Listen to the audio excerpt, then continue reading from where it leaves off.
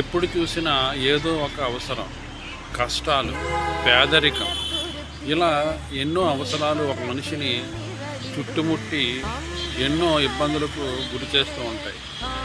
అయితే ఒక్కసారిగా ఆ మనిషి ఆలోచన ఎలా ఉంటుంది? ఏదో ఒక డబ్బు రూపంలోనో వస్తువు రూపంలోనో మనకి దొరికితే బాగున్ను, ఒక్కసారిగా ధనవంతులం అయిపోవచ్చు అన్న ఆలోచన ప్రతి మనిషిలోనూ ఉంటుంది.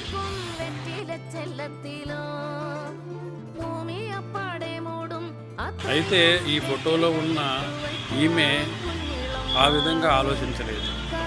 ఈమె పేరు పద్మ, చెన్నైలో పారిశుద్ధ్య కార్మికురాలు.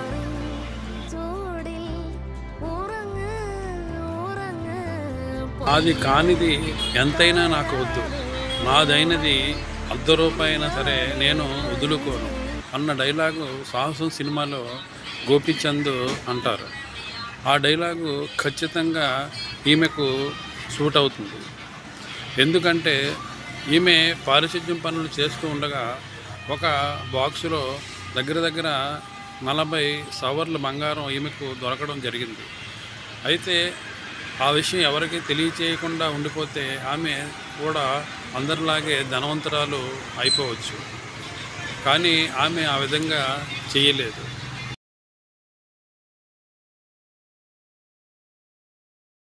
ఆమెకు బంగారం దొరికిందన్న విషయం సంబంధిత వ్యక్తులకు తెలియపరిచింది. ఆ విషయం ఆ నోట ఈ నోట లలిత జ్యువెలర్స్ ఓనర్ అయినటువంటి కిరణ్ కుమార్ గారికి తెలిసింది. అయితే ఆయన ఆమెను తన ఇంటికి పిలిపించి భోజనం అది పెట్టి ఆమెను ఎంతగానో అభినందించి ఒక వెండి పళ్ళాన్ని బహుమతిగా ఇవ్వడం జరిగింది. ఈ రోజుల్లో కూడా ఇలాంటి వాళ్ళు ఉన్నారా అని ఆయన ఆశ్చర్యపోవడం తన వంతయింది. ఈ వీడియో నచ్చితే మీ కామెంట్ రూపంలో తెలియచేయండి. అందరికీ నమస్కారం.